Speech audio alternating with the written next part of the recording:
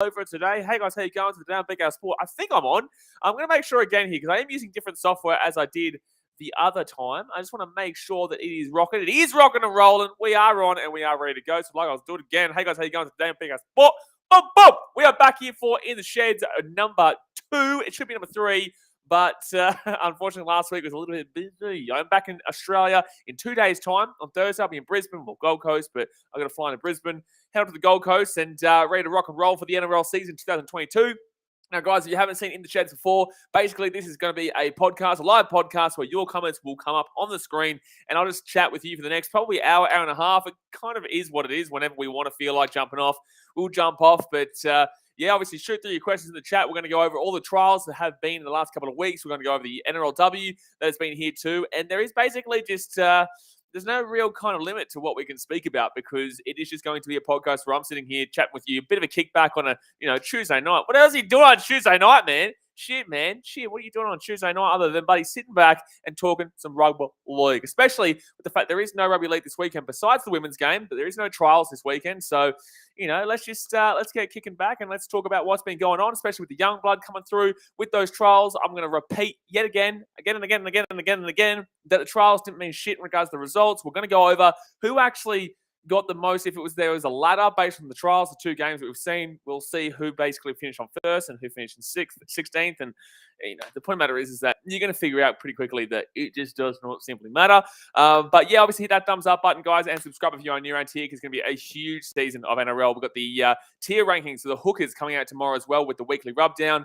And yeah, super keen to get back. But let's quickly go through the results we did see over the weekend. Before I do get into the chat, we obviously saw the Raiders beat the Manly Seagulls 18-16. We did live stream this one on the channel. That was a good game. I think Manly were up 16-0 in that game, and the Raiders were able to come roaring back into it. Yeah, look, interesting there. Raiders had a pretty decent preseason, but in the same sense, it was a preseason, and also just relax, Canberra fans.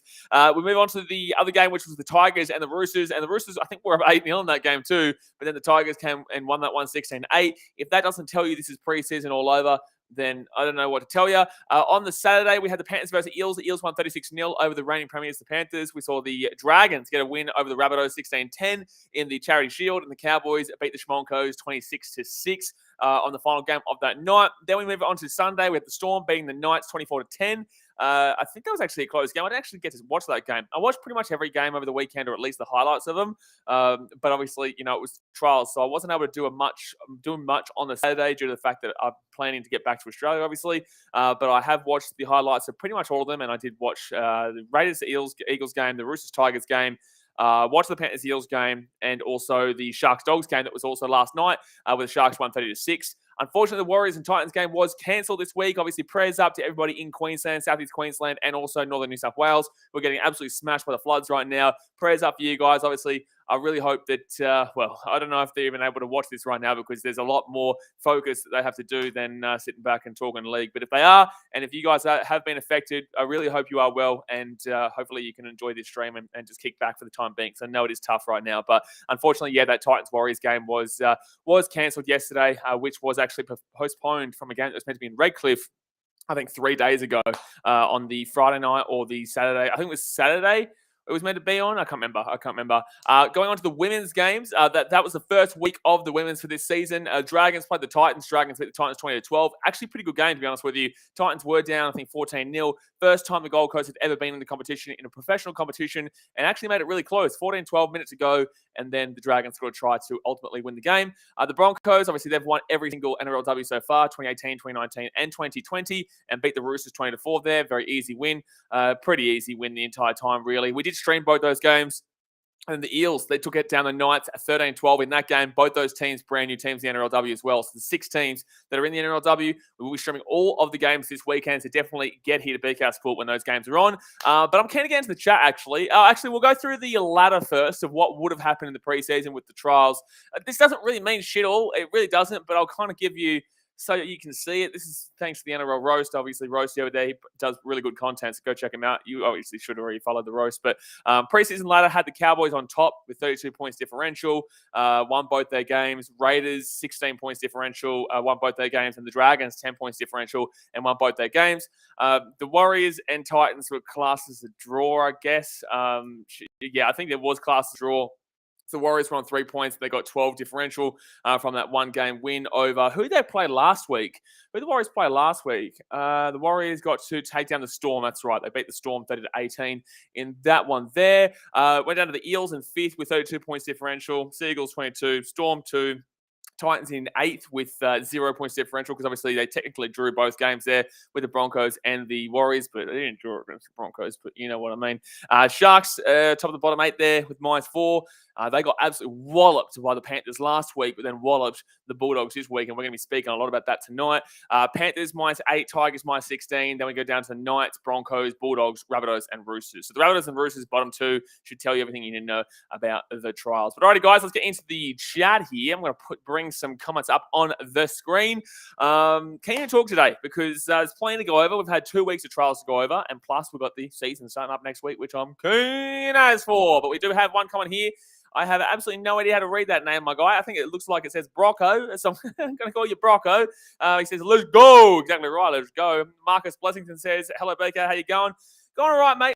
Looking forward to going back to Australia. Obviously, not next week, 2 days away. I'll be going back to the Gold Coast. I'll be going to the Gold Coast Titans season launch on Friday, which is super exciting. So, I don't know, just getting back into the rugby league spirit, man. Getting back into the Australian way. I guess I'm still in Fiji here, so looking forward to getting home, especially the Gold Coast, because I haven't been home to the Gold Coast since July of last year. Whenever my best friend's wedding was, it was either June or July. I can't remember. The whole world is just a mess right now, so you kind of just like lump everything in together. But I think the last time I was on the Gold Coast was Roosters Titans last year, where it was Roosters up 30-4. With 20 minutes to go, the Titans came back, lead 34-30, and then the Roosters won 35-34. Whenever that was my last ever weekend when I was back home on the Gold Coast. Alrighty, so Ringleberger here says, hey, BKI, how bad do you think Reynolds will be at the Broncos? Oh, I don't think Reynolds will be bad at the Broncos. I think the Broncos are going to be super overrated this year. Like, I've just seen don't you start me on bloody Hayden's predictions. Don't start me on that travesty. I messaged him. No, I messaged him. I said, this is entertaining us, by the way, my boy Hayden over there. And shit, man. Like, I messaged him. I said, bro, come on, man. You're better than this. Like, come on, man. You had the Raiders, like, bottom 3. The Titans coming like 12th or 11th or some shit. You had the Broncos coming 7th. Like, come on, man. I know you're better than that, my boy. I know you're better than that. But Reynolds will be decent, but they've still got a horrific spine there for me. You know, they've still got Jake Turpin. If they don't use Turpin, they'll probably use Pakes. And in that same sense, it's just like still not convincing. You go to the 6, you've either got Billy Walters or Tyson Gamble or Albie Kelly or Ezra Mann. And with that being said, it's just like it's all over the shop, really. You know, very hard to pick out who's going to be the number 6 there. Still, I personally, and I said this at the start as well with Billy Walters, that as long as he showed any kind of consistency in this preseason, as long as he showed literally anything really to prove that he could do something, I guess, he was going to probably get the nod over everybody else. I think the rankings right now with regards to how Kevy's probably thinking would be Billy number 1 with number 2 being maybe Albie Kelly 3, Tyson Gamble and 4 Man. I think Man is obviously a little bit young, a little bit too fresh. Albie Kelly's probably most like Cody Walker out of the four of them, which will help out Adam Reynolds in the transition, I guess. Tyson Gamble didn't have a good preseason, in my opinion. Even though he was okay in that last game, he still didn't do too great. So, look, I think Reynolds will be fine. I think Reynolds will still do great, man. But, yeah, there's going to be a massive transition from him going from the Rabbitohs to, obviously, the Broncos. X Factor says top 8. X Factor TCG says top 8. So I'm going to be dropping my season predictions, obviously, on Monday this coming week. I do that every single year. The first week of the NRL is every single time. That's when I always put it out. So, definitely wait for this Monday coming, and then you'll see my entire preseason predictions, which will go across everything, every single position. Wealthy Agate says, man, these floods have been insane where I live. Yeah, I know, unfortunately, man. It has been quite tough, so I hope you're safe, hope you're well, and I hope you get through it all. Jamie Robertson says, I'm working on a chook farm in the rain. Gee whiz. Well, prayers up to you, man. Prayers up to you. X Factor says Storm, Eels, Panthers, Roosters, Seagulls, Sharks, Raiders, Warriors, my top 8. You're a Warriors fan. I can already tell that right away. Alex333 says, hey, hello, mate. Copter says, Panthers come third this season.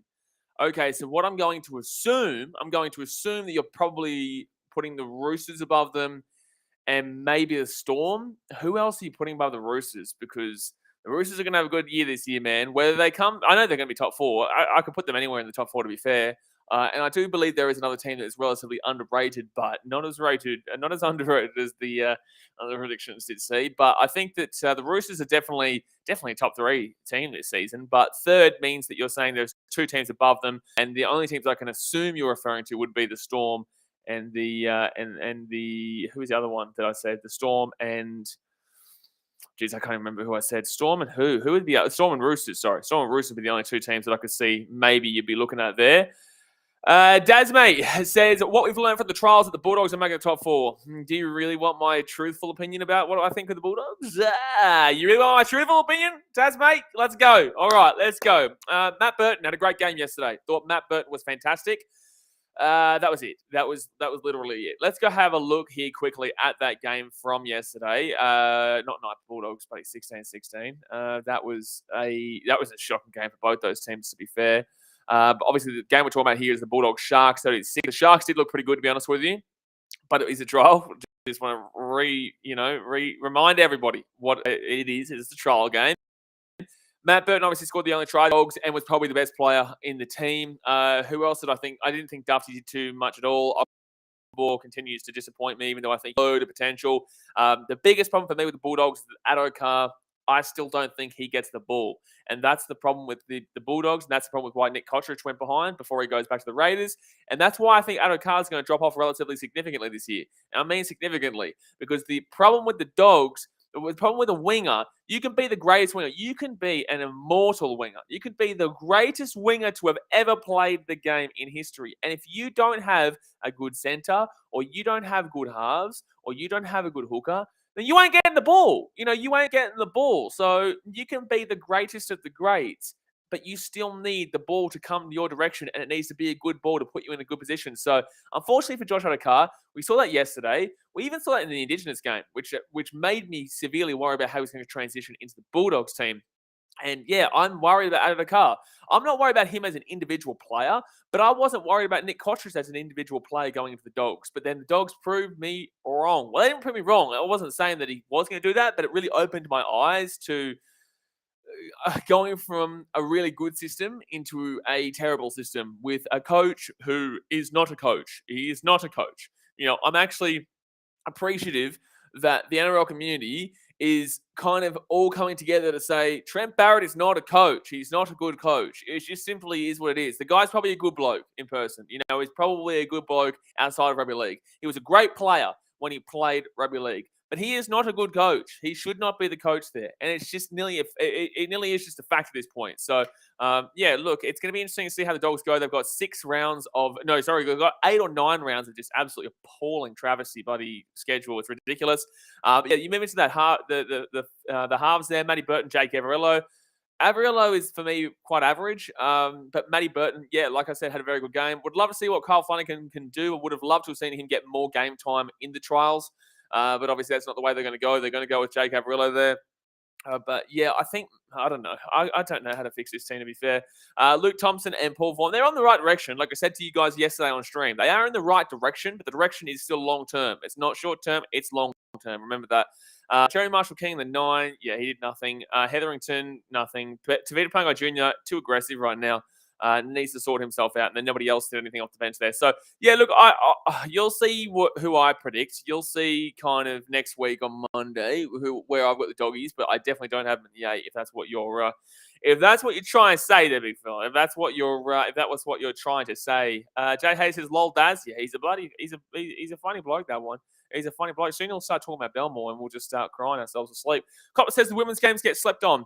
I don't necessarily believe they get slept on in the sense that no one, I think they get slept on because people don't know about them. I don't think it's because they don't rate them. If you watched a single game of the women's games, you would know how enjoyable they actually are. They are quite fun to watch, especially that Titans-Dragons game. Maybe not so much the Roosters-Broncos game, but the Eels-Knights game absolutely too. you have to understand and appreciate what you're going to see. You're going to see some knock-ons. You're going to see, forward passes. You're going to see a lot less quality, but that's because the game hasn't been established anywhere near as close to, the 114 years that the NRL or Rugby League, anyway, on the men's level has been established for. So we've only seen the NRLW being around since 2018. Yes, you've seen the same team win 3 times in a row, but that's because there's only 4 teams, lads. There's only the Broncos, the Roosters, the Warriors, and the Dragons. Warriors, unfortunately, aren't there this year, but they've added in the Titans, the Eels, and the Knights. So it's going to keep moving and grooving, baby. It's going to keep moving and grooving. Looking forward to it. Looking forward to it, especially this week, too. Titans play the Roosters. Hopefully they can get someone going there.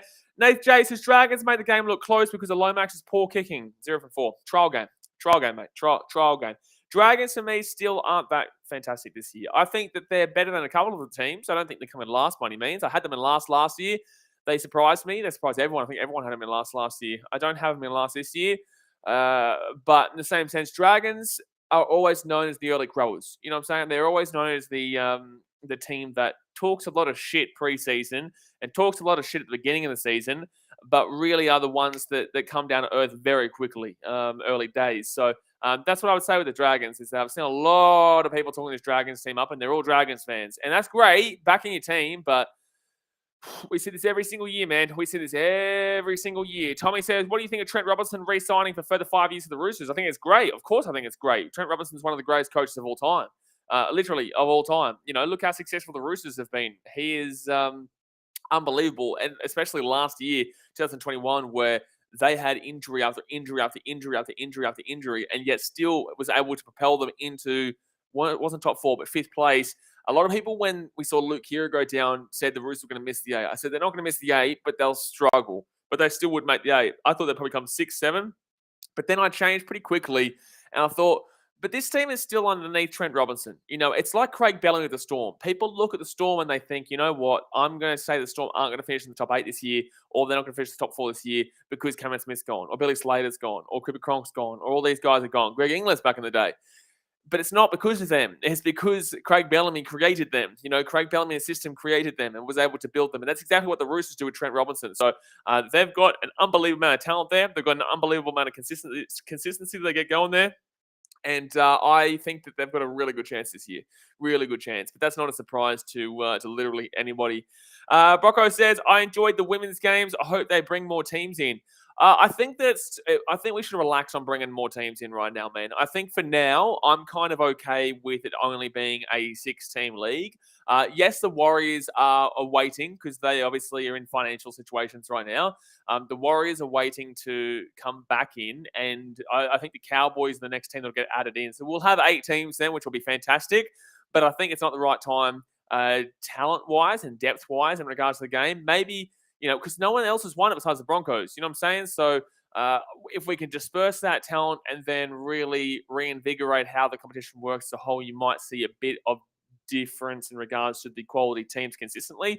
But for the time being, the Broncos really have the monopoly over the system and over that because they've had that foundation and are probably going to win it again this year, to be completely honest with you, mate. So that's the issue. That's the issue. You really got to find a way to get rid of the Broncos just being the same team winning over and over and over again if you want that league to be successful. Lockie says hi. Hello, Lockie. How we doing? Alex333 says Dally M prediction. Yeah, I'll give you a Dally M prediction because it's not predicting the teams because that will come out next Monday. But Dally M prediction. I have told you guys numerous times on my trial streams that I think that Tommy Trbojevic is unbelievable and had a fantastic, one of the best years ever last year. But Jared Hayne 2009 was still great in 2010 and onwards, but kind of still went downhill a little bit because people expected too much and also the teams knew kind of it was a different story, compared to that 2009 season. Benny Barber 2012, going 2013, whatnot. Yes, he was still great, but came down a little bit to earth. And I think Tommy Trbojevic will come down a little bit to earth this year too, but I still think it's going to be fantastic. So that's why I'm saying no to him getting it. It's probably going to be someone like a Tedesco, who the Roosters are going to have such a successful year this year. But the problem with the Roosters is that there are so many players there that can steal points of each other. There's Sam Walker, there is James Tedesco. There is, I nearly said LaShawn Mitchell there for a second. There is Keary there. Not that he usually gets it. There's a whole heap of players anyway at that team that can take points of Joey Manu. It's going to be interesting to see who gets those points on a consistent level for the Roosters. That's the problem with being a good team, man. And that's the problem the Storm have found over the years as well. Cameron Smith was just simply Cameron Smith. That's why he was that guy. You know what I'm saying? Like he was able to get it because he was just simply the best nearly of all time. You could argue the greatest player of all time. But the Storm overall will always find it difficult to get their players winning Dally M's because so many players there are so good. And Drew Hughes, Ryan Pappenhausen, Cameron Munster, Harry Grant, all taking points off each other. And Brandon Smith too, as well. So many players take it off each other. Daz says Broncos in my bottom four. Big call, man. Big call. But I wouldn't be crazily shocked. But big call. Like I said, Turpin, not a good 9. Pakes, not significantly better. The 5'8", they still don't really know who they're going to put as their 5'8". Adam Reynolds is great, but also has never done well hasn't done well in a long time since he hasn't had Cody Walker alongside him. Be interesting to see if he does it at another club. I think he will, but in the same sense, like there's no guarantees and a different coach as well. It's not Wayne Bennett's now Kevin Wells's, and the fullback is. I don't even know yet. Is it David Mead or is it Selwyn Cobbo or who is it? Who's their fullback? Are they going to put Jermaine Sarko there, even though he's not that great of a fullback? I don't know, man. I don't know what they're doing with their team at the moment. So Tessie New obviously got injured, which is why they're in and it's not like it's great dilemma. It's not like it's a great depth problem there. All those players there. One Selwyn Cobbo is 13 years old. Could be a great player. Should be a great player when he's older, but also is 12 years old. So very fresh, very up and comer, and look forward to seeing what he can do. But in the same sense, you can't really rely much on. I think he genuinely is 19 years old. You can't really rely too much on that. You need a bit more experience in that team right now. Reynolds is great and cool. You get Kate well, but there's still a lot of question marks about that spine in regards to the Broncos this year. Ryan Sargle says, think the Warriors will get the wooden spoon this year. Disagree completely. I think that Sean Johnson and Ash Taylor, if Ash Taylor does get the spot there, I think Sean is the kind of guy that really would help out Ash grow and be the player that he could have been at the Titans, which he never ended up being at the Titans. I think that, they've got some decent depth problems there with Chanel Harris-Savita, Nicarima, and also Ash Taylor. But in the same sense, I think the Warriors are relatively underrated this year, but I still don't think they're going to be anywhere near the 8. But I wouldn't be going as far as say last. There are definitely teams that are worse this year for me than the Warriors. Brocco says, what do you think about the Dragons this year? Not going to give you where I'm predicting them. Don't have them for the 8, though, is what I will say. Things can change between now and when I film the video, probably on Saturday. I'll go to Seabar Super Stadium and film the video. Outside, they're a decent team. They've got players there, man. It's not like they're a shocking bad team. They're not going to come last. They're not going to I still think there's probably worse teams than bottom 4. But, like I said, you guys will see. What's it called? Where I put them, as in on Monday next week. Lucas Jenner says, I'm excited for the Cowboys this year. Shit, bro, I wouldn't be. I would not be. Sorry to be the bearer of bad news, man, but you are one of the only. I don't even know Cowboys fans who are excited for the Cowboys this year. They're not an exciting team this year, but back on your team. Tell me I'm an idiot. Cool, go for it. I probably am an idiot, but. Look at the team, man. Let's go through their team lineup that played against the Broncos, which was fair enough, pretty strong, and they won. But it's a trial, my guy. It's a trial. And I hate to shit on your team here, but you got to be a bit realistic in realizing this team isn't that great at all, and they're so mismanaged, in my opinion, as well. Hamiso, I like him as a fullback, but there are better out there. But still, Hamiso is a fantastic little fullback coming through. Looking forward to seeing it. Kyle Felt. Will get the job done. Decent player, really good player, really. But Kyle Felt to be a good winger, needs a really good halfback to get him the ball, in my personal opinion. And the halfback is Shea Townsend, who is, needs a really good 6 to kind of keep him going. And Tommy Dearden really, for me, isn't that. That's really bland already. I'm already looking at this team. I'm just feeling, Valentine Holmes in the centre. Peter Hiku in the centre, Murray Talangi on the wing. I like Murray Talangi, but very young still. Their forwards is where they're going to have to be their best at this year because that back line is just, for me, not great. They got Jermaine Tenor. I don't even know. Cohen Hess. Obviously, what's his name? Who's it? Tamalolo. He's very good, but in the same sense, gets misused completely. I'm just looking at this team, and it's just not great, dude. So best of luck this year. Prove me wrong. Be my guest and prove me wrong. But I would temper those expectations, is what my advice would be for the Cowboys. Yeah. Next up here, Frank Cruz says Reynolds top point scorer this year. Absolutely not, because he's the Broncos. Absolutely not, because he's the Broncos. But we'll still get, kicking shootings and whatnot. But absolutely not. There are other players out there that I'd be getting on for that. But, it's just me. Nate J said, I reckon Wishart will have a good year at Melbourne. All right. Well, then good luck to him. Ryan Zuckle says Warriors. Yeah, I can't see the Warriors making the top 8, man. I can't see it. But, I could be. I've been wrong before. Robert M. 1989 says, hey, BKR, who do you think will partner Reynolds and who plays fullback? Like I said, Billy Walters only needed to show a little bit of exciting ability. He just needed to have at least one fan talking him up from that preseason. And he's had a few. He's had quite a few people come out and back him in. And I think he probably is the front runner for the spot. But like I said, Kevin Walters was going to select him as long as he had like a little in. And he's found that in. Personally, for me, I believe he'll put him in because he's found that in to get his son in there. He came out and said, it's ridiculous that he's favouring his son. I think that anyone would arguably favour their son in his position, especially if they had a way to entrench them into the team with anything. So, yeah, I think that I think we'd probably be looking at Billy Walters there. And with fullback, I think it probably will be Selwyn Cobbo, to be fair. I think Selwyn Cobbo is the long-term fullback that they want to be playing as their fullback there. And they also want to make sure that he gets locked away from the Redcliffe Dolphins, who are trying to grab him and snare him ahead of the 2023 season. So you want to make him happy. Tessie New's gone. David Mead shouldn't be the fullback there. You'd look at Jermaine Asako, but Asako's going to Redcliffe anyway. So why would you do what he wants? If Selwyn wants to go on fullback, you may as well chuck him into the formation. You have Corey Oates on one wing. You have Jermaine Asako on the other wing. Jermaine's a good winger. Corey Oates is a good winger. And Selwyn Cobbo, get him through. Build him through. Because this isn't going to be the year for the Broncos. But they can definitely build through this year. And then next year, maybe try and make a bit more of a push. But still, there's a lot of things they need to improve before even thinking about 2023. But yeah, I'd back him probably Selwyn Cobbo there. Trucking Down Under says, but it's a very difficult question, that. Trucking Down Under says, you probably should dedicate 45 minutes of your show talking up my Tigers' massive win over the Roosters and our road to the Premiership glory for 2022. All right. These guys had too much to drink. What time is it for you? What time is it for you right now? It's 8:25 in Sydney. It's like 7:25 in Queensland. I don't know where you are, but you sound like a crazy man. You sound like a crazy man. Wherever the local lunatic asylum is, that's where Trucking Down Under is right now. My goodness me. Frank Cruz says Warriors 7th. Warriors 7th? Oh, gee whiz. You can go right where Trucking Down Under is too. You guys can have a few drinks together in the lunatic asylum. Copper says, yeah, that's exactly what I was thinking. Rooster Storm. Don't know what that's referring to. Dasmate says, Storm win the comp if the Dogs don't.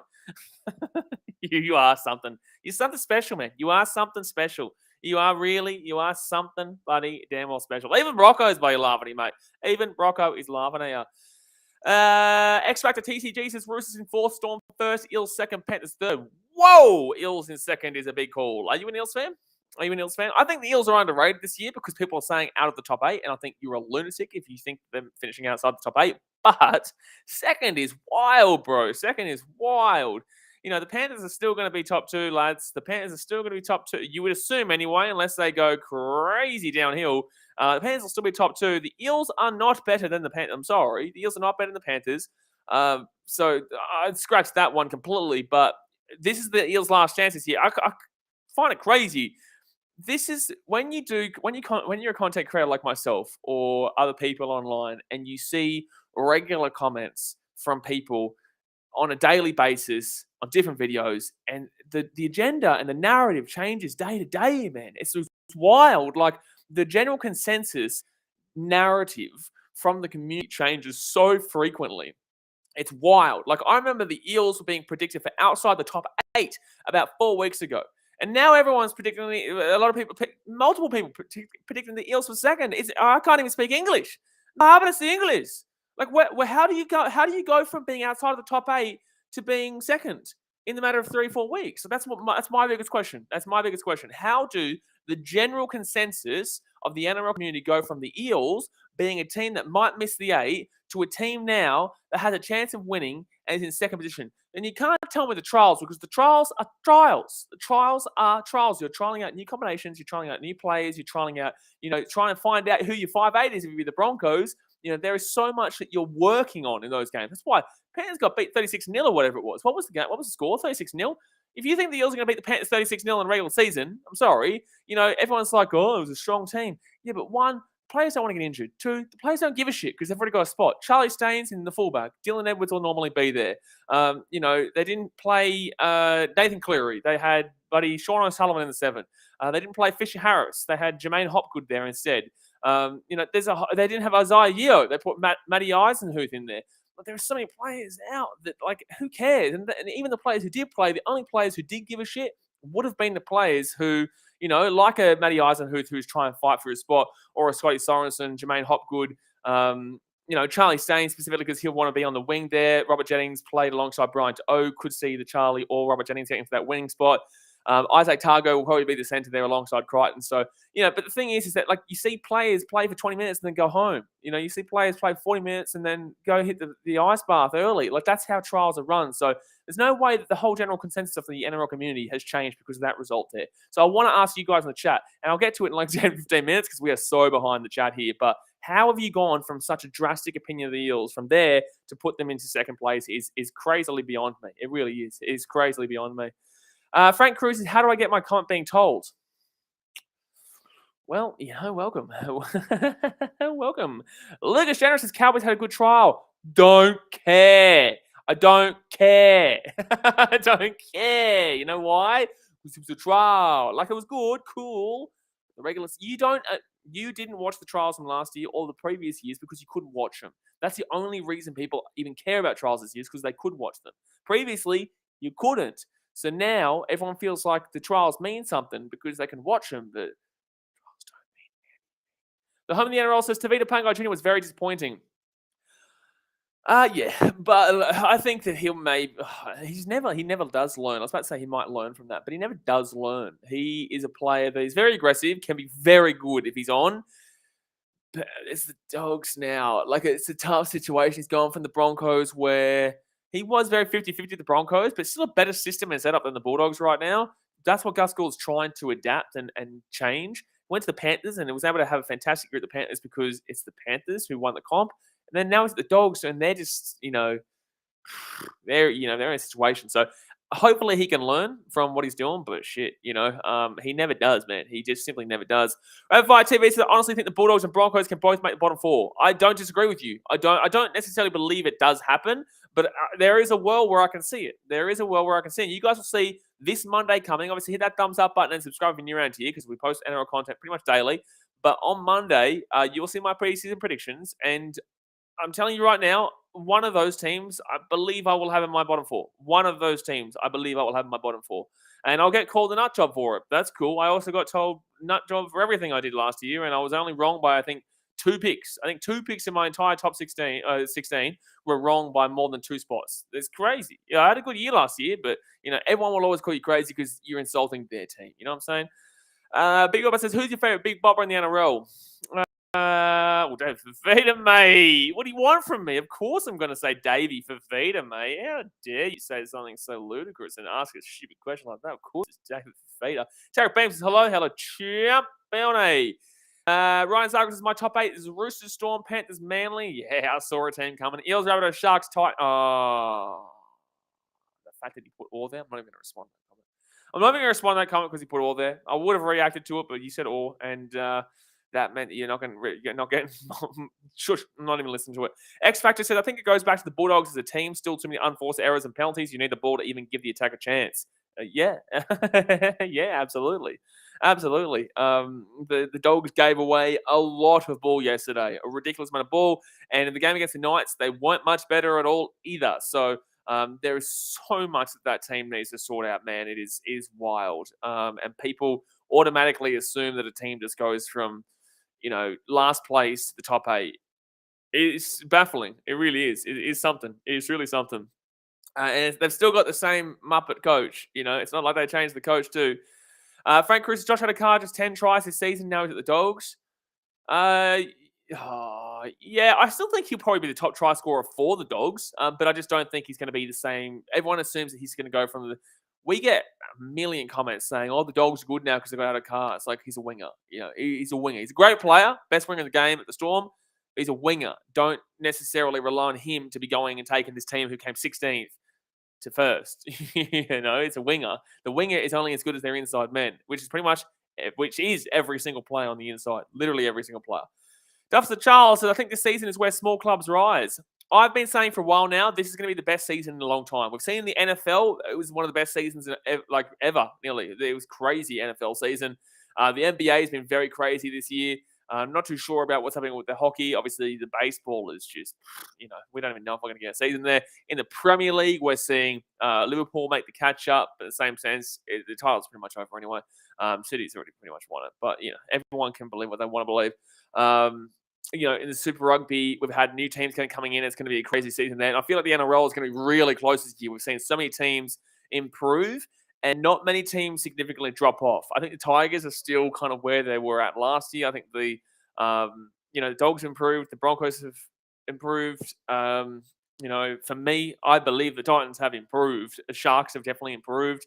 Raiders, kind of stagnant, but I still think they'll be back to what they were previously. It's not like they had to improve. They just had to return to what they had previously done because they were in the grand final, 2-3 years back. What else is there? Who else is there? I just don't think there's been any teams that have significantly dropped off besides maybe the Knights. And there's Knights fans who think that their team's good because of a couple of trials. But overall, the only team that I see dropping off a decent margin would be the Knights. That's probably about it, really. That's probably about it, to be fair. Dasmate says round 6 is the Baz getting sacked party. Round 6, well, yeah, absolutely, because round 9, they're still tough games for the Dogs coming up to round 9, man. People keep saying round 6, but I know that that's a really ridiculously rough schedule there for the Dogs up until round 6. But round 7, 8, 9 aren't any easier. They've got the Broncos up at Suncorp. I think they've got the Rabbitohs twice. I think they've got Rabbitohs once and Manly once. Shit, I don't know, but they got a tough first 9 rounds, man. The Doggies, they really do. Frank Cruz has raised 5th. Okay. Cool story, man. Jamie Robertson says Gus needs to coach the coach. Yeah, fair. A lot of people are actually saying that Trent Barrett's going to take a bit of an advisor role this year, which he shouldn't be advising anybody. The only thing he should be advising people on is, how to do your hair before a game. But Gus is probably going to mainly be the guy who makes the big-time decisions of that team. And that's what he did with the Panthers too. And look what they're doing now. X-Factor TCG says, I think Averillo and Burton a similar style of halves that can make great running players and put players away, but Flanagan and Burton would go really good together, in my opinion, if Flanagan can organise. You don't want similar style halves.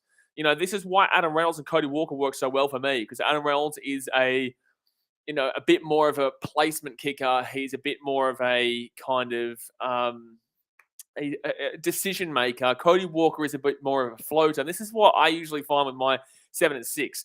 Everyone has a different perspective and opinion of what they necessarily want from their 7 and 6. Sometimes you're going to get completely different 7s from each other, even though you're meant to do the same role, but it's still done in a different capacity. You're not getting the same stuff from Nico Hines as you are from Adam Reynolds. They're 2 completely different players there in that 7 position.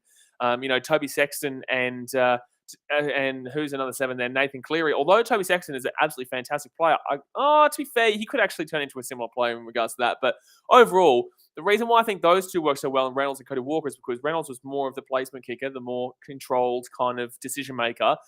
This is how it's going to go. And Cody Walker was more of the, I don't know how it's going to go. I'm just going to kind of roam around, float around, and go bang. He's that bang kind of player. I don't think Adam Reynolds is the bang kind of player. He's one of the best in the game for the 7s, but it's not like that kind of, I'm just going to hit a hole right now and I'm just going to go run 80 meters down the field, even though I'm a half. And that's what Cody Walker does. So, I don't really necessarily want 2 players who are the exact same style of halves in that 6 and that 7. And I agree with you in regards to Averillo and Burton. But then again, Burton's more of a running style. Well, he's better. Burton is better than Averillo. He actually impressed me. Burton did actually impress me over the weekend. He did, because I had my doubts about Burton coming from that Panthers team, but he did impress me over the weekend. Medvedev says, honestly, I'd love to go to an NRL women's match. I went to the AFLW Grand Final at the Adelaide Oval back in 2019. It was truly unbelievable. I believe they got free entry into that. I think you got free entry into that, which is good. But AFLW is a bit more well supported than the NRLW, and that's because it's been around for longer, I believe. It's also got more to be fair, the NRL is really, pushing in some solid advertisement for it, so you can't really hand it on that too much, to be fair. Nate J said, I watched all the NRLW games on Sunday, and they were bloody awesome. Great addition, especially a week out from NRL kickoff. Absolutely. I wasn't a big fan of the Broncos-Roosters game, but I definitely was a big fan of the Titans-Dragons and also the Eels-Knights game. People just don't give it a great deal of respect. They don't really kind of appreciate it for what it is. And when they see knock on, they're like, oh, here we go, the women knocking it on again. It's like, okay, we see the men knocking it on too, lads. We see the men knocking it on too. We see all those mistakes happen too. Yes, there's more mistakes, but it will improve the longer the game is going. It will improve the longer the competition runs. And that's what I'll say. Jamie Robinson says, I love watching the women. They hit hard enough to watch the Broncos number 7. I now know what Lockie would look like with Is that Ali Brigginshaw you're talking about? Are you talking about Ali Brigginshaw on the 7? What are you talking about? What are you smoking, son? What are you smoking? X-Ray says, Ben Hunt needs to step up for the Dragons and become a top 8 side. Don't think so. I don't see that this year, but they have a soft early draw, so if they can get the young players firing, they might go close to make the top 8. I think they'll push to the 8 this year. I don't think they're bad. I want to go here and have a look at their first few rounds. I'm going to go have a look here. So round 1, the Warriors, winnable. Panthers, second round, not really winnable. Okay, this is a soft schedule, is it? This is a soft schedule. So the Warriors, the Panthers, the Sharks, the Eels, and the Rabbitohs in the first 5 rounds. You think the Panthers, the Sharks, the Eels, and the Rabbitohs are a soft schedule? Shit, bro. Okay, well, I'd hate to see where. And then the Roosters in round 7? Damn, bro. Damn. In the first 9 rounds, they play the Panthers, the Sharks, the Eels, the Rabbitohs, the Roosters, and the Storm. And then if you want to argue the Titans too, who have killed them most times in recent years, through 10 rounds, they're playing teams that are predicted for the 8, Titans, Storm, Roosters, Rabbitohs. You could even argue the Knights from last year, but still the Knights not great. I think that you're misinterpreting their draw, my guy. I think you're misinterpreting their draw, to be fair. Alex333 says, I think the NRLW should become a home and away because 5 weeks isn't enough for a team to show what they are truly are for a comp. I didn't even know that. I didn't even know there was only 5 weeks. I thought there was more. I thought you had a game here and there. I didn't even know that. So, yeah, that sucks. I was expecting to see, win. Not win, loss. A home game and away game. Yeah, that's what I was expecting. Well, that sucks. The Titans lost on the weekend then. Yanni Mavita says, I think Munster is in for a big comeback season this year. I agree. I think that Munster has been severely underrated because he had a pretty average year last year. Munster is still the primo bloody number 6 in the competition. The Storm are going to be very good this year, as they always are. Until Craig Bellamy goes, they always will be. Look at their spine. Ryan Pappenhausen, get a full season in him. Wowie! Tell you what, it's going to be crazy. Munster, the number 6. Number 7, Jerome Hughes. Number 9 is Harry Grant and Brandon Smith, if you really want to throw that in there. Obviously, before he goes to the Roosters next year. That team is always just good, man. That team is just always ridiculous. It should be illegal, man. It should be illegal. I'm getting sick of it. And I'm being sick of it for the last ever, all right? I'm being sick of it for the last ever. Not going to change. Craig Bellamy, get out of there, please. Someone get him out of there.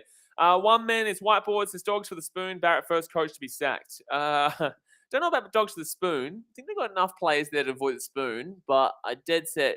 I'm not going to wipe it out, but in the same sense, I think they've got enough to avoid the spoon. But as I said, I'm not going to wipe it out. But you'll see where I'm putting them on Monday when I do my preseason predictions video.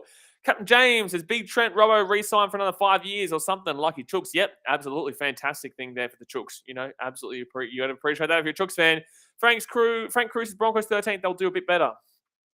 Is that meant to be a positive thing for the Broncos? I would say it is at least 10th or bust for the Broncos this year. I think Broncos fans are expecting a finals position, which is ridiculous. They should be expecting it. If it happens, I can definitely see a world where they make it, but I wouldn't be expecting them to be making the top 8 this year. But then again, the Broncos had made the 8 every single year up until I think 2012 or 2013, just after Darren Lockyer left.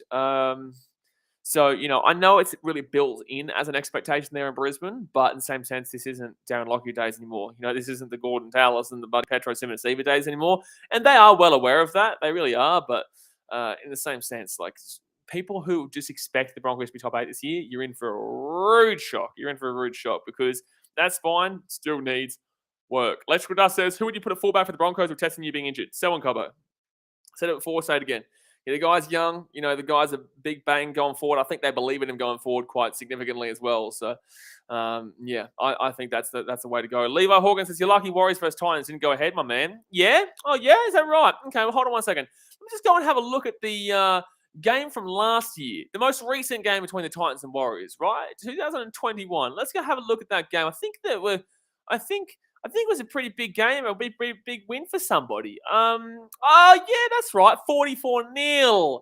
Ooh, get out my face, Levi Organs, you muppet. Get out my face talking about the Titans and Warriors.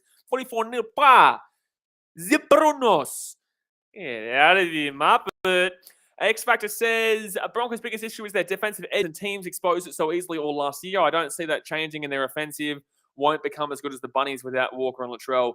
I think that wait, hold on. Where did the Bunnies come into this? I don't see that changing. Their offensive won't become as good as the Bunnies without Walker and Latrell. Broncos' biggest issue. Okay, I'm not too sure the comparison with the Bunnies, but and their offensive won't become as good as the Bunnies without Walker. Okay, that's kind of a confusing comment for me. Anyway, I'm not too sure, but yeah, the Broncos' defense is lackluster. Absolutely. There's a lot to do. Like I keep saying, there is a lot to do there for the Broncos this year. Blake Harlan says I got Knights bottom 4. The only reason I didn't really respond to that greatly is because one, I'm confused by, and two, I've kind of gone over it a bit already. Blake Harlan said I got the Knights bottom 4. Can see a world where it happens. It's very tough this year, lads. Like, it's not like last year. I told you guys last year before the season started, I think it's a pretty easy top 8 to pick this year. And I did pretty much, besides the Raiders. I had the Raiders in 5th. Obviously, they missed it. I had Manly in 9th, Raiders in 5th. That was literally the only ones that I got wrong across the entire NRL last year, pretty much. You just had to basically switch them in a way. Well, Raiders were 10th and Manly were 4th, but in the same sense, I had Raiders in 5th and Manly 9th, so practically switched them. But this year is very difficult. The only team that I would bolster to guaranteed not make the top 8 would probably be, you could actually it would probably be the Tigers. That would probably be the only team. I can't believe, by the way, I saw today with the poll over there, I think there was 30 votes before the stream even started, and the Tigers had 0% of the most improved this year, and that's something special. Like, that's something special to do something like that. So to have 30 votes and have 0 people vote for you is, tell me in the chat. I can't see because I'm on restream right now. I don't get to see the poll and whatnot, but tell me what it is looking like right now. But yeah, look, I can see a world where you're right, but in the same sense, I could also see them pushing for the 8, but I don't think it's going to happen. Ryan Zargle says, even Jason Tamalolo said the Cowboys are in for a few more years in the bottom 4. Did he actually say that? There's no way he said that. If he said that, then I would be advising him to leave that club because that is completely disrespectful to his own team. There's no way he said that. There is absolutely no way I believe he said that. I think you're full of shit. I think you're full of shit. And if he did say that, then shit, I'm disappointed in Jason Tamalolo. It doesn't matter how bad you think your team could be, you have to, tell the fans that the media's wrong and you're going to do well this year. Because if that's what he actually said, shit, like that is not a guy you want as a player at your club. There is no. I don't believe he said that. Melm says, Tavita Pangai top try scorer. Obviously, you are a Muppet. Yeah, you are a Muppet. Absolutely. X Factor says, go over the Warriors 17. They can make the top 8, and I believe they will just make it. X Factor, I'm not going to go over the Warriors team. You know why? Because the Warriors have a good team every year. And the Warriors don't do shit every year. And another reason why they're not going to do anything this year is because they're still not at home. They're still in Australia. They're still away from their family. They're still away from their hometown. A lot of the players there are Australian, but in the same sense, they're not.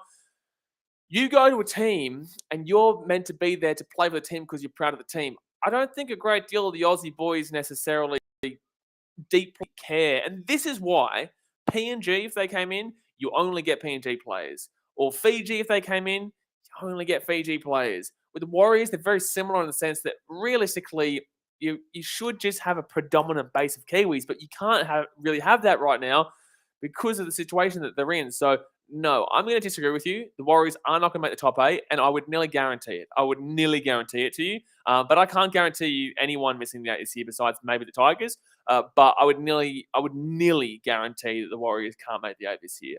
Do I think they've got a good team on paper? Cool. Yeah, I've thought they've had a good team on paper for the last 20 years. And they've done jack shit for, since besides 2011. You know what I'm saying? So that's the thing. That's the thing with the Warriors. Frank says, Panthers 6, Burton and Pango. Panthers 6, I'm moving on from that comment immediately. Dazmate says, surely Kevin picks his son. You would assume so. I'm going to skip forward a little bit here. I'm going to skip forward a few comments here because I am well and truly behind. I'm still seeing comments from 20 minutes ago. I'm only getting to there right now. We'll go with 11 Rain here. Panthers is my team, but they will struggle this year. No Burton, Catewell, Momorowski, TPJ into players, and they won. The fire is not strong anymore. They don't care like last year. Facts, bro. I'm not gonna lie, I don't completely disagree with you. The fire is always something that I talk about quite significantly. But what I will say, what I will say is that this team is still fantastic, man. I don't believe. Oh well, I'm not. I think another team will win it this year, and I don't think it's going to be Panthers or the Storm. But with that being said, and I don't think it's the Roosters either, mind you. But it could be the Roosters to be fair. But overall, like, just you go and have a look at the team, man. I'm not relying on Matt Burton as the reason why the Panthers are going to fall. Like, it was he was a centre. Like, Matt Burton was a centre, man. Tavita Pangai Jr., they have forwards that can come in for Tavita Pangai Jr. was alone effectively. Like, he came with the Broncos and was there for a little bit. Like, he wasn't the reason they won last year. Momorowski, transitional player as well. Kate, good back rower, but also it's not a game deciding, premiership deciding loss there, in my personal opinion. So no, I disagree with you in regards to why you say what you do. I completely disagree with you in regards to the 4 players that you've mentioned being this one, a huge reason as to why they don't win it. I agree that the fire might not be there, and it might not be as strong. But with that being said, the 4 players you've mentioned aren't really premiership deciders, in my personal opinion. When you've got Jerome Luai, you've got a spine of Dylan Edwards, Jerome Luai, Nathan Cleary, and Api Saikotasau. Like, that spine's unbelievable. I'm not looking at those 4 players. I'm looking at those 4 players. And then you've also got players like Fisher Harris and Moses Leota. You got Stephen Crichton, who we didn't even mention there. Their wing pair, Brian To'o, besides Brian To'o, the centre, Isaac Targo, and the other centre in Jennings or Charlie Staines is a bit how you going though. But when you've got such a good team like the Panthers have this year and every year nowadays, there's no way you could wipe them out. There's no way you can wipe them out. I don't have them as the premiership winners, but with that being said, there's no way you can wipe them out. Not a chance at all. Lake shows Geelong are the gangsters of AFL. Mate, Geelong are the greatest. Geelong are the greatest team to ever walk this earth in the AFL. Kyle Berg and some Cowboys fans, the trials are super important for me as 2022. You know what? Good luck, man. Good luck, man. 11 Rain says Parramatta have already peaked. They're gone be shite. I think they're underrated. I do. I think they're underrated, but I still don't think that they're going to be winning the comp by any means. I think it's going to be 36 years and nothing. I personally believe that they're going to go into a rebuild. Probably, I still think they'll keep this team. To be fair, they've lost a lot of players already for next year. When do they kind of go for their massive regression? It's either going to be next year or the year after. I still think they'll keep a few. Like, honestly, if they don't win this year, or they don't at least make the grand final this year, then they should blow up baseball style. And if you don't know what blowing up baseball style is, that means getting rid of everybody. Like, that means getting rid of everybody. Fire sale. It doesn't matter how good they are. Look at the Chicago Cubs. They blew up that team. They got rid of Chris Bryant. They got rid of Anthony Rizzo. They got rid of Javier Baez. They got rid of Craig Kimbrell. They got rid of literally everybody. And it broke every Cubs fan's hearts the whole time. But sometimes it needs to happen because you're just not on a trajectory to win. If they don't do it this year, I'm telling you right now, they should probably blow it up. They should. That's a big call, though. But, ballsy decision. You haven't won in 35 years. It's time to start thinking, like, is this team going to win it? And I've been saying for years now, I don't think this team is, of the standards of winning the competition. I just don't. I think they're good players, but they're not premiership winning players. Dasmate says disappointing in his footy or boxing, both, I reckon. Oh, gee whiz. Buddy, talking about Tavita Pangai Jr. He's all over it. Claire Gray Sinclair says, do you think Dogs make the top 8? Absolutely not. Faraz Alam says, Sloan best player in the trials. He was a good player in the trials. I'll say that. He was a good player in the trials. Let's say that one. Claire Gray Sinclair says, the problem with trials, the best players never play, so you can't judge the teams. Wrong. The players do play. There are still great players that play. We still saw Jerome Luai play with the Panthers on the weekend. In the 36-0 loss to the Eels, the Panthers still played a decently strengthy team, but the game means nothing. The game is just a warm-up game. It is literally a trial. Like, everyone doesn't understand the word trial. Like, not you guys. I'm just saying in general, the consensus. It's a trial, when you're a bad team, you love trials. When you're not a bad team and you're a good team like the Roosters or the Rabbitohs, or maybe not the Rabbitohs this year, but the Roosters, who came last in the trials, by the way, got flogged. No, they don't give a shit, because the Roosters know they're going to be a good team this year, regardless of what happened in the trials. So, that's the thing. Dasmate, that it's a trial. That's what people need to get into their bloody head. That's why it says NHL having the best season ever. Kings in a playoff spot. Yeah, I saw they had a really good. I saw your Instagram story today, Daz. So the Kings were they were doing really well. I think they were down 5-0. Great comeback, mate. Great. It would have been the greatest comeback of all time. Just for the comeback part and the greatest part. It definitely was a game, though. They weren't playing a game. Nate J says the Fox literally went from the penthouse to the doghouse. Yep, same with Nick Cottridge, mate. Oh, well, kind of, Jay Hayes says hit that like button and also subscribe. Almost to 15K. We are 15 subscribers away from 15,000, by the way, guys. I reckon we'll get there we'll definitely get there this week anyway. But by the weekend, hopefully by the time I get to Australia. So let's see if we can do that. I want to see if we can hit 15K before Thursday, because Thursday's when I fly back to Australia, fly back to the Gold Coast. I'll be back on the Gold Coast Thursday night. So let's see if we can hit 15K before Thursday night. If we don't do it, well, then your team's not going to make the top 8. So you got to go tell all your friends right now, go and subscribe. We want to get there, because otherwise your team will not make the top 8 this year. It's a fact. I don't care if you're a Roosters fan, Storm fan. Doesn't matter. It does not matter. Alex333 says, when do you realistically think the NRL will get 2 divisions with promotion and relegation? Oh, no. Promotion and relegation will never happen in Rugby League. Never, ever, ever. Ever, ever, ever. Never, ever, ever, ever. And never's a long time. Never, ever, ever will Rugby League ever have promotion and relegation in Australia. Will not happen. Don't have the population size for it. And never, ever, ever, ever, ever, ever. I'm moving on from that comment. I'm moving on. That scares me. That comment scares me, Alex. Alex, you're smarter than this, Alex. You're smarter than this. Lord Zary says Chelsea lost, so I'm angry. Good. Tommy says Baz to be renamed Barrett the Ferret. God, no. Here we go again. This is a great comment. Wrinkle Burger, yay, Chelsea lost. Bingo. But then again, Liverpool won. So it's like, someone's going to lose. We're going to lose either way there, man. Rugby League round says Jaden Knockenball. Exactly right. I think he's got super potential, but he can't hold the ball, mate. You can't hold the ball. It's ridiculous. That's why it says Broncos fans thought they were making the 8 last year. Yeah, they did. Remember last year we had to deal with this?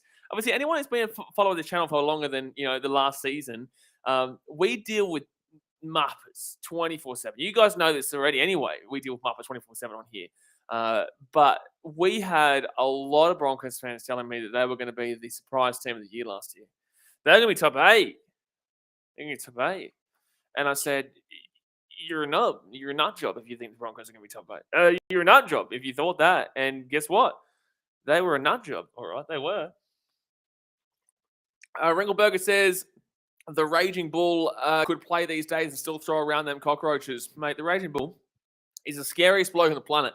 One of the most damaging forwards you will ever see. And if you don't know who we're talking about, I tell you what, you're missing out. You missed out on the Raging Bull, which was one of the greatest to ever play. David the Mod, hello, Champones, g'day all. Jay Hayes, me old mate, how's it? Broncos for life, greatest team ever. Oh, well, I said hello. I'm going to take away that hello, and I'm going to move on to the next comment. Which is Jay Hayes says, g'day, Double David, mate. They're having their own conversation here. And he's still having a conversation there. There he is. Rugby League Rounders is 132 votes, 8% for the Tigers. Oh, geez. Okay, so that would probably, what's 8%? That's like 13. That's less than 13. That's less than 13 votes for the Tigers. That's something. That is cool. That is something there, Tigers fans. Dazmate says if he said that it would have been all over social media. Yeah, exactly right. That's why I don't believe it. Ryan Zarkle says he didn't say that exactly, but I saw on Clarkie's Rugby League column story that he doesn't believe the Cowboys will move forward. It's not exactly what he said, but similar. I understand why you've taken it the way you've taken it, but I think I don't know. I haven't read exactly what was said, so I'm not going to make an assumption based on what I've not seen. Jamie Robertson says, just like last year, I don't give the Eagles a chance this year with our specialist 9 again, but it does give. But if Des gives that speed to Koula a chance at 9, I think that speed could be great. Yeah, I think Manly the fastest team. I think everyone knows Manly's probably the fastest team right now. But pace doesn't win premierships. Defense wins premierships, and Manly's defense is woeful. It has been for a while.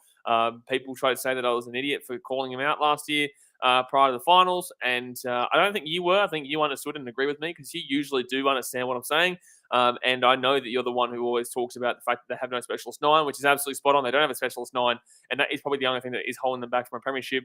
I don't think that they'll get as far as people assume this year. But in the same sense, I still think Manly are definitely a top 8 team and definitely even a top 4 team, to be fair. But do I think they'll win it? I don't know. You have to wait until next Monday to see what I think. Tommy says, How do you think Moses Sully does at the Dragons? Moses Sully is very 50-50. Dragons are a bit of an iffy team this year. So Moses Sully it'll come down to where I place the Dragons to come on Monday.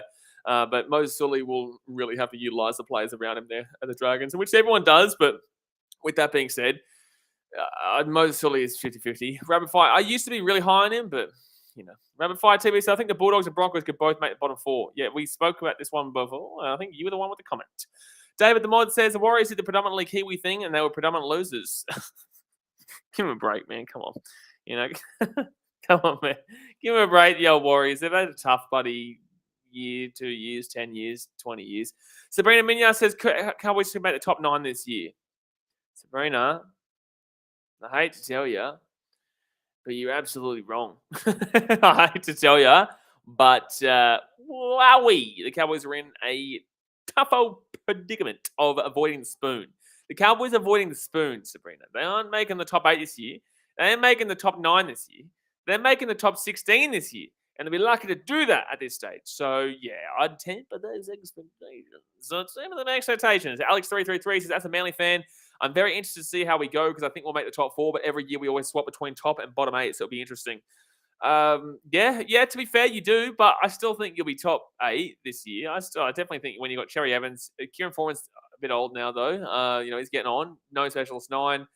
Tommy Trbojevic, obviously fantastic. Jake Trbojevic. Game's kind of gone away from him, though, but in the same sense, still one of the best in the game. Hamoli Olakawatu, love watching how he'll go, man. They've got Jason Saab and Ruben Garrick on the wings, but they are very much, honestly, to a T, relying on Trbojevic. I hate to break it to you, Manly fans, but they do. Look at the stats. Look at the stats from 2020 to 2021.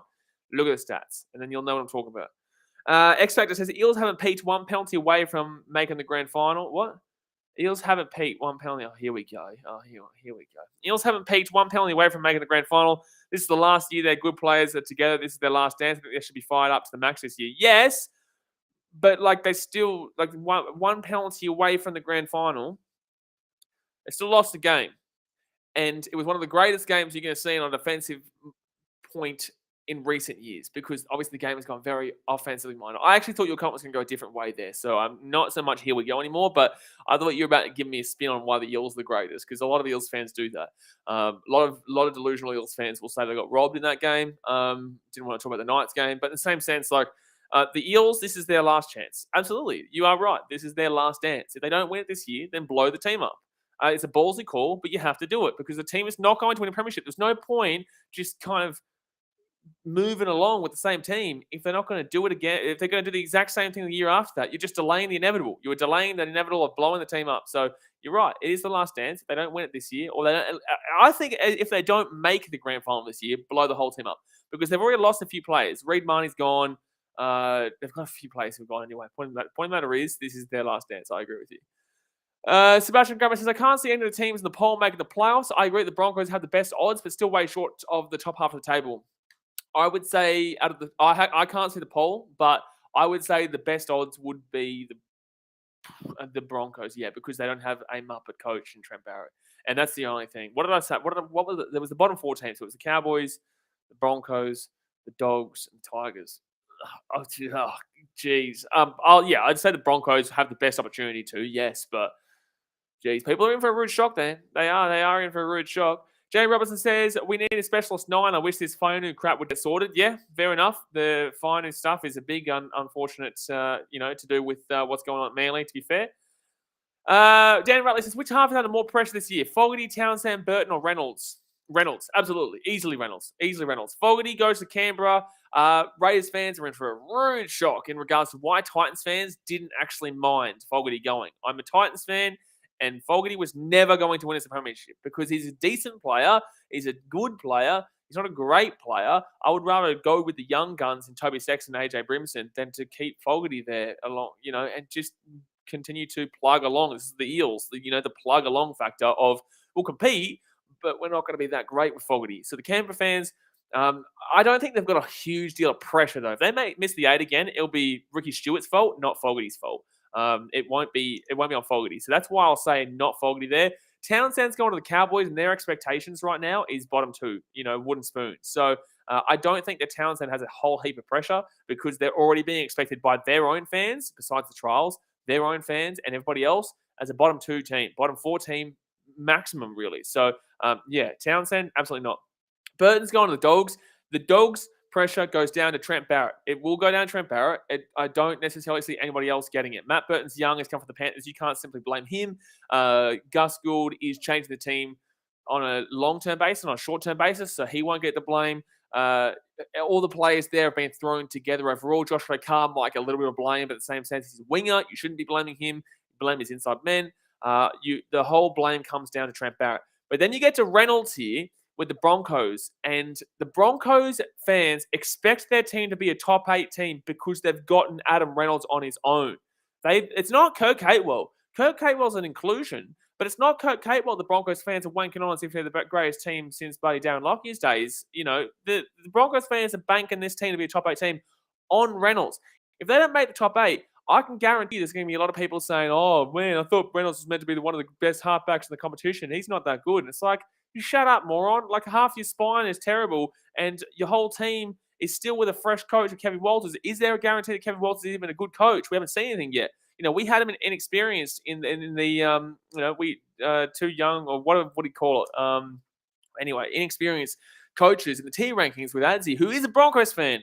And the fact of the matter is that Kevin Walters has a long way to go to prove himself just yet. And we'll see that in the first 5 to 10 rounds, I guess. But, you know, Reynolds will, unfortunately, cop the Milford blame this year if the Broncos don't fire, because he is the guy that they are expecting to fire to absolutely smack it in. That's unfortunately, you know, the thing for Reynolds. And I think Reynolds will cop a seriously unfair amount of criticism if the Broncos don't do well this year.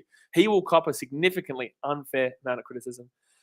X Factor says, are you doing any NRL fantasy or Supercoach leagues this year? I'm not. I'm going to bring a video out next week of my fantasy team, though. I'm getting back into it this year. But we do have 2 spots remaining in the sweepstakes for the NRL this year. So the sweepstakes that we're doing it's $25 entry, winner takes all. We're going to do a random draw on Instagram on Thursday night in 2 nights' time. And your name will get picked out alongside a team. And whatever team you get, if they win, then you win it all, basically. We've got 2 spots left. So if you guys want to get involved, jump on Instagram, BKRsport, or also on BKRsport on Facebook, and message me. First come, first served, and we're ready to go. But yeah, Thursday night, when your name gets picked out, we'll pick out another team. If you get the Panthers and the Panthers win, then you win the comp. If you get the Tigers, and then you want to cry yourself to sleep for the rest of eternity. So, you know, that's how the cookie crumbles. Ryan Zargle said it's going to be a fun one. I'm looking forward to it. I hope to go. I wouldn't mind 8 teams. And there's 8 or 9 teams that I would be okay with getting because it gives me the ability to kind of support another team. It's like in the Rugby Union World Cup. I had Japan in the sweepstakes, and it was actually quite fun to get around Japan. And they did well, but they got knocked out in the first week of the quarterfinals. Ryan Zargle says, hopefully 15K comes today. Mate, we're moving and grooving, baby. We're moving and grooving. It's going to be a good season. It's going to be a big season here. Kyle Bergen says, promotion relegation sucks anyways, like 4 good teams with that system. Not really. But with that being said, we don't have the depth. We don't have the population size. We don't have the depth. We don't have the systems to sort it out in regards to the lower league talent. We'll probably stick around for another 23 minutes or so, guys. Like I said, we usually go for about an hour and a half here of just sitting back and kicking back and chilling. I'm going to drink a water, though. And you can't tell me you can't tell me no, because the thing is that I'm still about 15 or 10 minutes behind where the comments have come through. So I'll see your comments in 10 minutes. Tell me not to have a drink, and I'm going to have a drink right now. There you go.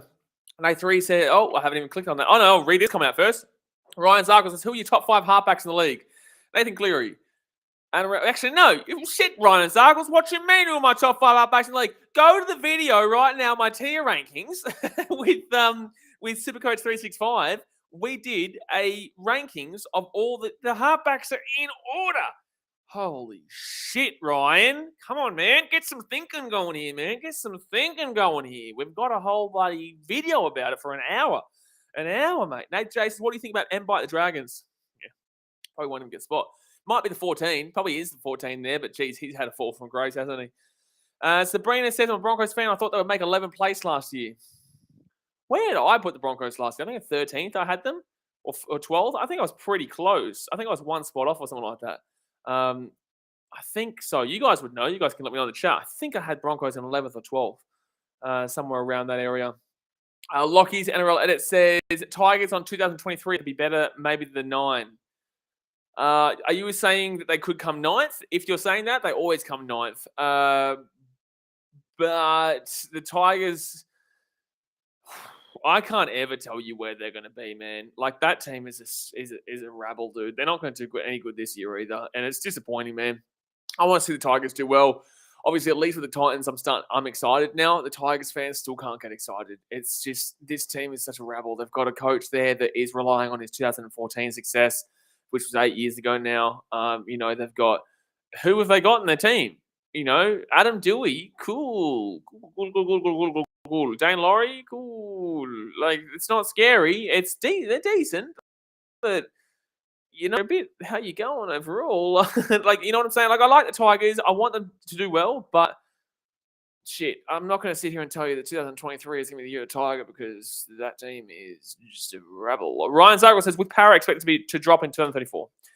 Mate, if you haven't won a premiership by 2034, that means that you would have gone 48 years without winning a comp. Oh, dear me. You're nearly Sharkies level. Mate. Ryan Zagreb said, with power expected to drop in 2023, who can you see taking their spot if they do drop out? Oh, into the top 4. Is that what you're saying here? Well, they didn't make the top 4 last year. So, did they make the top 4 last year? I don't think they did. I think they came 6th last year, didn't they? I predicted them to come 6th. I said they'd come 6th. Oh, no, I've clicked on an ad. What if they come? 2021? No. I don't want to see round 1. I want to see round 25. You stupid Muppet. Eels came 6th. I was right. Yes, Eels came 6th there. So I don't know what you're referring to. Are you saying like who would replace the Eels in the top 4? Because if that's what you're saying, I'm not too sure because they're not even in the top 4. So if you're taking top 8, then the team that coming into the top 8 for them would be the Sharks. Yeah, like that's what I would say, but I'm confused. Sachin Kelson says, what teams do you think are the most overrated this season and who's the most underrated? Overrated, Broncos and Bulldogs. Underrated, Titans and Eels. But then again, the Eels have had a major dramatic switcherono, buddy. And Raiders, to be fair. Raiders, Titans, and Eels, all 3 underrated. And the Eels have returned to being now they've gone from being underrated to being overrated. The Eels were underrated, now they're overrated. Titans and Raiders are both underrated this year. Specifically Titans. But people call me biased. I don't care. Jay Hayes says, how will the bunker go this year better than last year? Jay Hayes, how dare you assume something like that? How dare you assume that people do their job correctly? Have a word to yourself. I want you to go and make a drink for yourself. I want you to sit down, when you put it down on the table, I want you to look at the drink and just think, holy shit, I just said something so stupid. I need to have this drink. And then just scull it. And then slap yourself across the face and realize how stupid of a comment you just said, as if you could expect a bunker to do their job correctly. You are disgraceful, mate. Just disgraceful. Dogs Game says the Titans are going to make the top 8. Bingo! Absolutely, mate. Absolutely. Now, Jay says, I'm not looking forward to it. He's a glory hog and overrated. Who are you talking about? What did Chokin Donana say? He said, Nate, good luck with Moses. Oh, the old buddy Moses. The old buddy, where's he? Oh, he's all over the shop, that guy. He's all over the shop. Tommy says, how would you fix the West Tigers as an organisation? Do what I've been saying about the Eels and blow it up. Blow it up, as in get rid of. You can probably keep Dewey. You can probably keep. No, I'd blow the entire team up. I would blow the entire team up. They got Papali'i coming in. I would blow the entire team up. Yep, that's what I would do. And it's ballsy call, but like truly, what are they going to do? They're going to come. They're not going to finish in the top 8 this year. If they don't change things next year, I'd get rid of the coach. Absolutely. I'm sorry, but I'm not going to be talking here about Michael Madge when he was successful 8 years ago and has done absolutely nothing since. I'm sorry. You got to move on. You just got to. That's as simple as that. Danny Robertson says, if the Dogs can get their shit together, they'll make the top 15 for sure. Well, mate, it's a good shout. They can get their shit together. They could be in for the top 15. Electrical Dust says, West Tigers need to play at one home venue, in my opinion. Them playing at one home venue is not the be-all and end-all of why they're not successful. I don't disagree with you, but if anything, Campbelltown is it's a better stadium. I'm not going to lie. It is. Leichhardt is overall the more cultural, historical value. But you got to remember that it comes because I think that Leichhardt's actually being removed now because I don't believe that Balmain is that much involved in the club anymore. I think it's more West, if I'm not mistaken.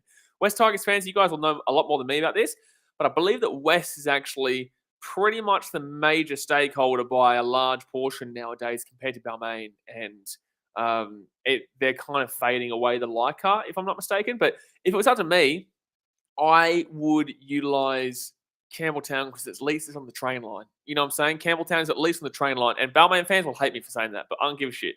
Balmain is in a terrible, Leichhardt is in a terrible, terrible, terrible position for transport. And also is literally in the suburbs. Campbelltown is in a suburb, but it's like on a highway train station. There is a whole heap more there to kind of go to if you've been to that stadium before. I actually don't mind Campbelltown. I just don't. There's no one who goes there. Leichhardt gets crowds. Campbelltown doesn't get crowds. I think that you force the crowds to go to Campbelltown. Anyway, long story short, I believe Campbelltown's the right probably direction. But that's me. Dylan Abbott says, did you see Entertainer House Ladder prediction? I messaged him. Yeah, he has Eels second and has Bulldogs finishing higher than the Titans. Yeah, I messaged him. I said, you can do better than that, bro. I said to him, you can do better than that. It's not even the Bulldogs. It's just the Bulldogs and the Broncos and the Raiders finishing bottom three. I said to him, bro, you can do better than this. Come on, man. I love you, man, but shit, you got to be doing better than this. Like, truly. Frank says, Biggest, well, how can we never see your mum or dad? Where do they live? Bit odd, mate. Bit odd to be asking me that, to be fair. Dasmate says no from 10 minutes ago. Ryan and Zargle says, oh, shit, I haven't watched the video yet. It's a doozy. It's a doozy. It is a doozy, the old Hayden. Dasmate says, you had Bulldogs 10th last year. Yeah, I know. But the thing is, remember when you guys told me this? I know I had the Bulldogs in 10th, but the first stream that I did, I said to you guys, oh, no, I think I had the bottom four. And you guys said, nah, you had them in 10th. And I said, no way I have them in 10th. You said, no, I had them in 10th. I don't think I was thinking. Like, I think, because I always had them in the bottom four. I always told you preseason and in the season, I had the Dogs bottom four. I have no idea where, why, how, who, what, where, when, why, how, who, what. I put the Dogs in 10th position. No idea. I don't get it. I don't know why in the video I edited the Dogs in 10th, because that's not where I wanted to put them. So just want to throw that one out there. Never, ever, ever wanted to put the Dogs in 10th. And if you go back to the beginning part of last season, I kept saying to you guys, there's no way I put them in 10th. But then I know I did in the end. It's ridiculous. X-Factor says, which is your favorite NRL team song of all time? Up, Cronulla. Up, Cronulla. Frank Cruz, it's just a question. It ain't weird. No, it's a bit weird. It's, we're on a sport channel here, and you're asking about my mum and my dad. It's a little bit weird. A little bit weird. Ryan Zago says, if they do drop out of the 8. Oh, true. I'm not sure. Tommy says, West Ashfield has 90% stake of the club. Yeah, I knew it. I knew it was West that had the major stakeholders share. So, yeah, I think Balmain will get phased out. And it's sad because Balmain were a, very prestigious club. I think West have won the most spoons. If West become and remove, but the West are already going to keep the Tigers name. Sure, they wouldn't get rid of the Tigers name to put Magpies. The West Tigers have already got enough of his. There's no way they would ruin their reputation by doing that. So they'll probably just keep it. But obviously, Balmain's really been phased out of the club there. Fatima says, who would you want to return from being retired? I want Thurston to return. Okay, so what we're assuming here is that they're at their peak.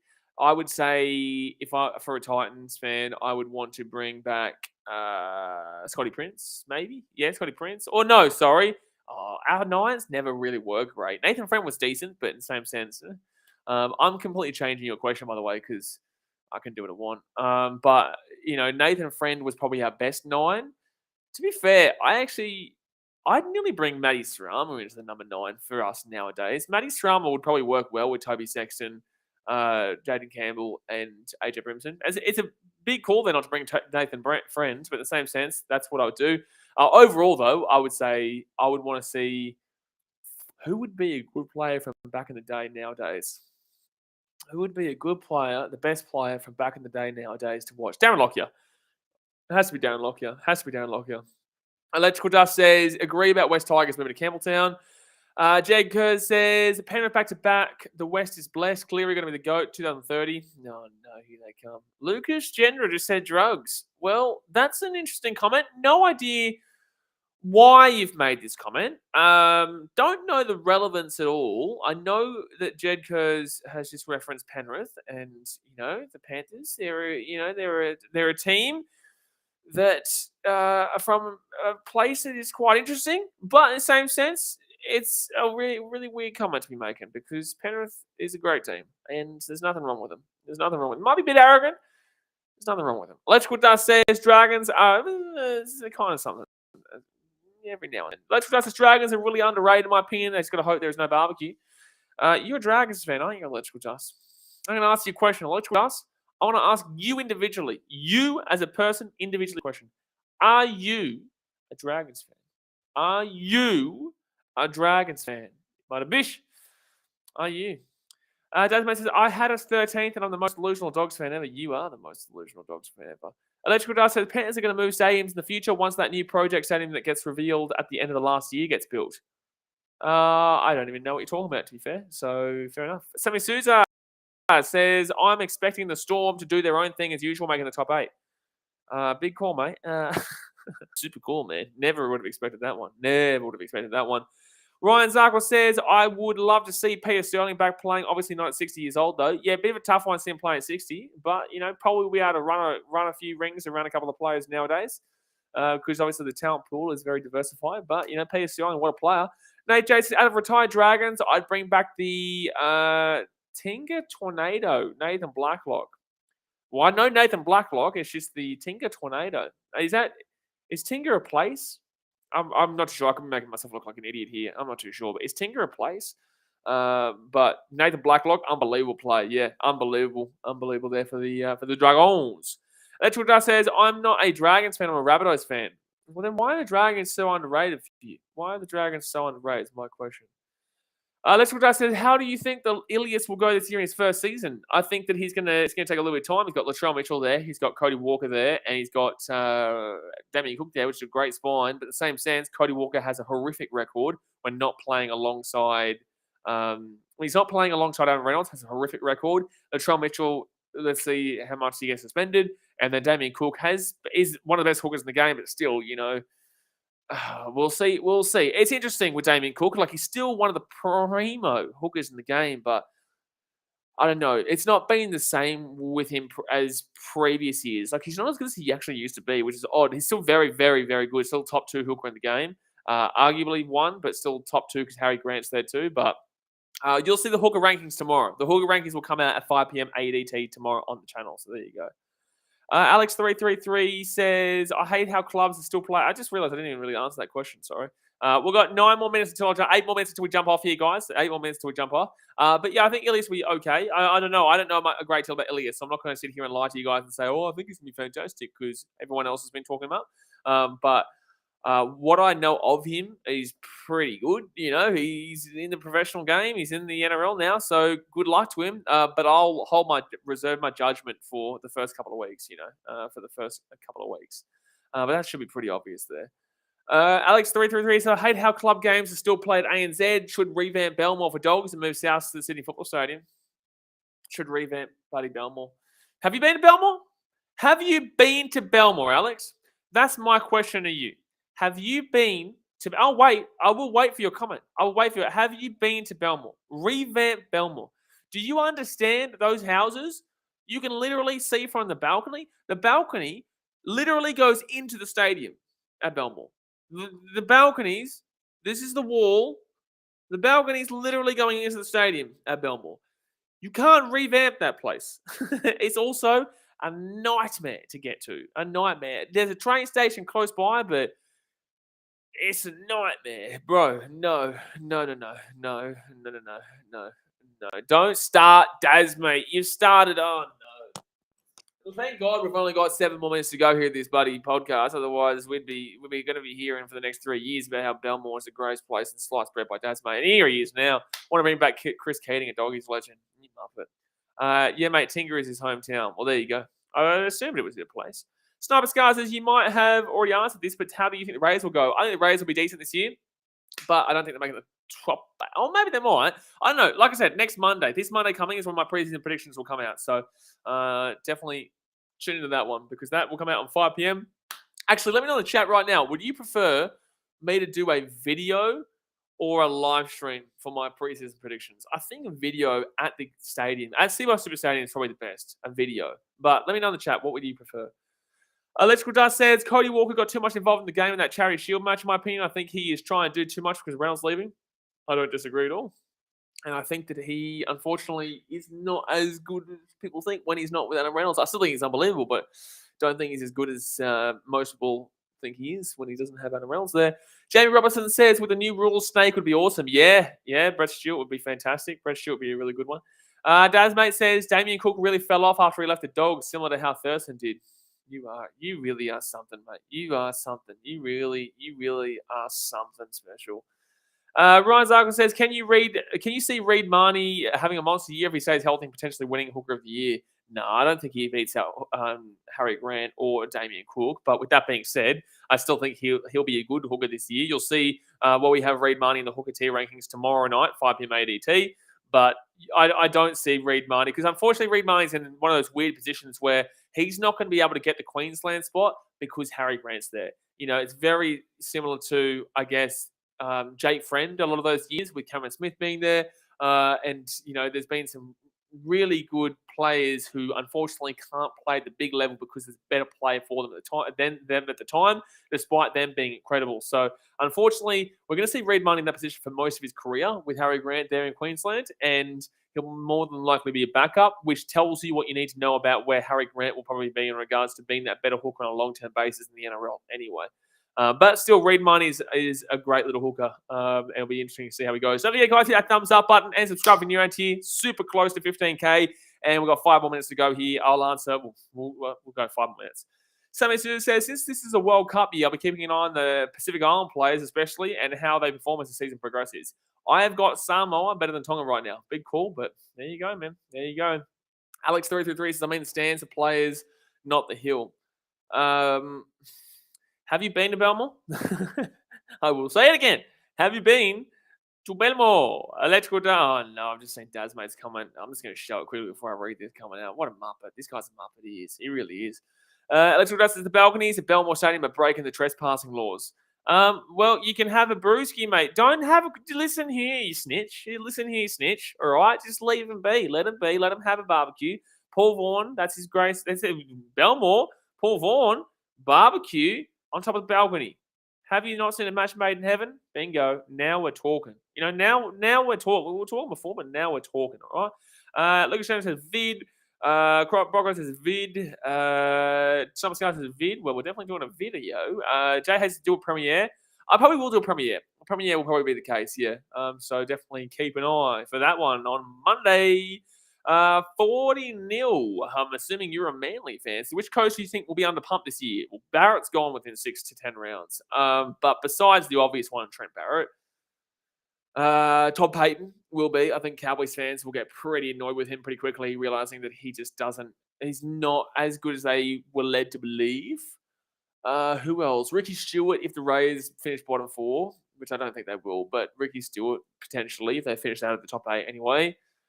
If Brad Arthur doesn't finish top 4, then the Eels. But at the same sense, I still think Brad Arthur's pretty safe. That's about it, really. Craig Fitzgibbon's new. Justin Holbrook, there's no way. Kevin Walters might get a lot of criticism if he doesn't even push for the top 8.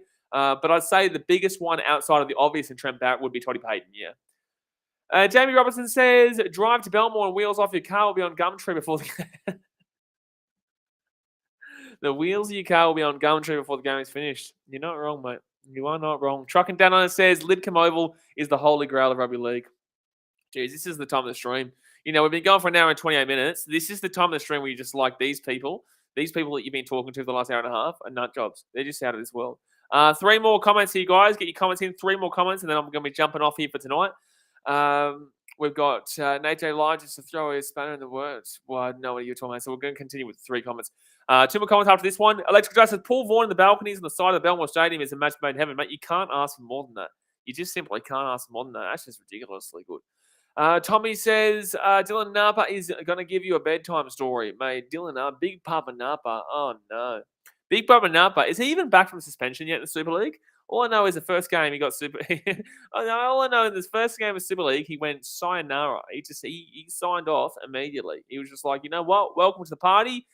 And now I'm leaving. I'm going off on holiday for a couple of weeks because I'm going to get suspended. Cheers, buddy. He's a jokester, that bloke. He's a jokester. Jay says, cheers for the stream. Safe travels back to sunny Queensland. Bring your floaties. Mate, I'm actually thinking about just catching a boat and just going straight to Seabus Super Stadium. Literally straight from Nandi to Seabus Super Stadium. General Seabus. It's just, you may as well. You may as well. Suncorp, I could even go to Suncorp at this rate. Just go straight there on a boat immediately. All right, last question here. I've already answered how I think the Tigers will do. Hopefully we don't see any Craig Belling Raiders. No, hopefully we do see that. Hopefully we do. All right, 40 Nelsons, who do you think is the fastest in the NRL? Okay, last question here. Fastest in the NRL, I would probably go with... I'd go with Carr. Xavier Coates is pretty fast, in the same sense Carr caught him. Jason Saab is very lanky with his long strides, but Josh Carr, I still think he's probably faster than him on a straight-up buddy race. I really desperately want to see the 100-meter race come back, whether it be halftime entertainment or during Origin, for a halftime grand final or during Origin. I don't know, but if the two players who play in the grand final, unfortunately, put somebody else in there. You can't have, like, for example, if the Storm were in the grand final, you're not going to chuck Xavier Coates in there. You know what I'm saying? Or if the who else is there? Manly in the grand final. You're not going to chuck Jason Saab in there because he's going to be playing the second half. But overall, the sprint, the 100-meter sprint at the halftime entertainment is awesome to watch. And so I would love for it to come back. Do it at All-Star Weekend. No, I don't think enough people get around All-Star Weekend. I think All-Star Weekend gets enough of an audience. Dad's mate said this, by the way. I think the All-Star get enough of an audience to agree with you slightly. But no, I think that you still have to do it. I still think you have to do it probably at an NRL grand final or an Origin kind of, something like that. There should be an All-Stars Day like what they do in the NBA. That's kind of what the Indigenous versus Māori game is meant to represent, to be fair. Nate J says, has to be on grand final day in case someone pulls a hammy. Yeah, but it's teams who aren't involved. But every team gets somebody in there. You just don't put your best players out, obviously. You know what I'm saying? Like, you don't bring out... If you're Manly, you don't bring out Jason Saab. You bring out someone who probably is like Carr. If Carr is not in the team and it still represents Manly, throw him out there. But that is going to do us here for today, guys. Obviously, we have been slapping this one down for the last hour and a half. Don't forget, obviously, we post on Instagram all the time. Follow us on Instagram, BKRsport. Also on Facebook at BKRsport. And on Twitter at BKR YouTube. I am going back to Australia on Thursday. So I'll be back on the Gold Coast on Thursday. I'll be going to the Titans season launch on Friday night, and then our streams will return on Saturday and Sunday for the NRLW and also the Super Rugby. We've got the NRL Team Makers coming out tomorrow for the hooker, and next Wednesday is the second rowers. That'll be the final one on Thursday. We'll probably got a Fiji drill video coming out. I'm not sure what I'll put out for Friday, but we'll have something coming out. On Mondays when our preseason predictions will come out. And then, we've got a hectic time coming up, man. We've got a hectic time coming up. I'm looking forward to the season, obviously, getting rocking and rolling here. Appreciate you guys for tuning in as per usual. And I will see you guys next time. Alrighty, guys. Thanks for watching. Catch you later. Oh, don't forget, thumbs up and subscribe. We're literally about 15 subscribers away from 15,000. So let's get it, baby. Let's get it. Thanks for watching. Catch you later.